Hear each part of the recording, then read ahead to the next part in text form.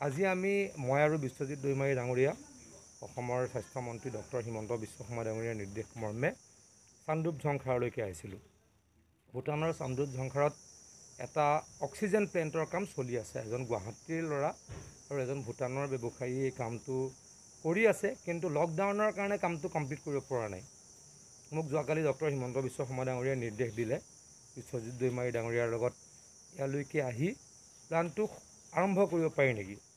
এই প্লানটো যদি আৰম্ভ কৰোঁ বা আৰম্ভ হয়, অসমে প্ৰায় 50 মেট্ৰিক টন অক্সিজেন প্ৰত্যেক দিনে পাব, যিটো আমাৰ অসমত ক'ভিডৰ বিৰুদ্ধে যুঁজিবলৈ এটা প্ৰধান অস্ত্ৰ হিচাপে ব্যৱহাৰ কৰিব পাৰিম। মই ইতিমধ্যে ডক্টৰ হিমন্ত বিশ্ব শৰ্মা ডাঙৰীয়াক এই বিষয়ে অৱগত কৰিলোঁ। তাৰ ছাইটত গৈ কি হৈ আছে, কি নাই হোৱা এইখিনি ক'লোঁ। তেখেতে ভাৰত চৰকাৰৰ লগত ইতিমধ্যে যোগাযোগ কৰিছে। যদি ভাৰত চৰকাৰৰ অনুৰোধত ভূটান চৰকাৰে আমাৰ অসমৰ পৰা বা ভাৰতবৰ্ষৰ পৰা শ্ৰমিক তালৈকে যাব দিয়ে, এই প্লানটো আমি 40 দিনৰ ভিতৰত সম্পূৰ্ণ কৰিব পাৰিম। আৰু আকৌ কৈছোঁ, 50 মেট্ৰিক টন যদি আমি প্ৰত্যেক দিনে অক্সিজেন পাই যাওঁ, তেতিয়া অক্সিজেনৰ যি ক্ৰাইচিছ হৈছে, সেই ক্ৰাইচিছটোৰ অসমত বহুলাংশে লাঘৱ হ'ব বুলি মই উপলব্ধি কৰোঁ। তাৰ কাৰণে বাকীখিনি কৰিবলৈ চেষ্টা কৰিম। চান্দুপ ঝংখাৰত এটা অক্সিজেন প্লাণ্ট মানে তাত ইনষ্টল কৰিবলৈ গৈ আছিলে, কিন্তু ক'ভিডৰ কাৰণে এই প্লাণ্টটো কমপ্লিট হোৱা নাই।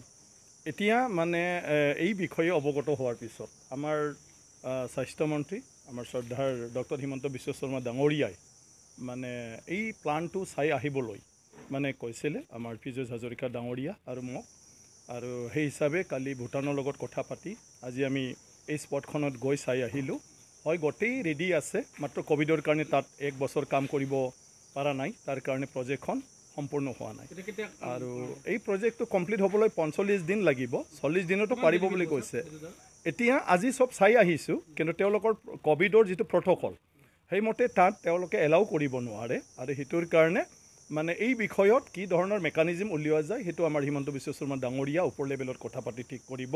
আমাৰ দায়িত্বটো আছিলে যে প্লানটো তাত আছে নে নাই আৰু তাৰ কাৰণে কি সুবিধা অসুবিধা, গতিকে চব চাই আমি ভূটানৰ অথৰিটিৰ লগতো কথাটো পাতি আহিলোঁ। আৰু যিটো প্লাণ্টৰ মালিক এওঁলোকৰ লগতো কথা পাতিলোঁ। এতিয়া একো নাই, মাত্ৰ টেকনিচিয়ান মানুহ ইণ্ডিয়াৰ হয়, তেওঁলোকে আহি ফালে স্কিল লেবাৰবিলাক লৈ ফালে কাম কৰিব লাগিব। আৰু তেতিয়া 1 মাহ মানে 1.5 মাহৰ ভিতৰত এই প্ৰজেক্টটো সম্পূৰ্ণ হৈ যাব।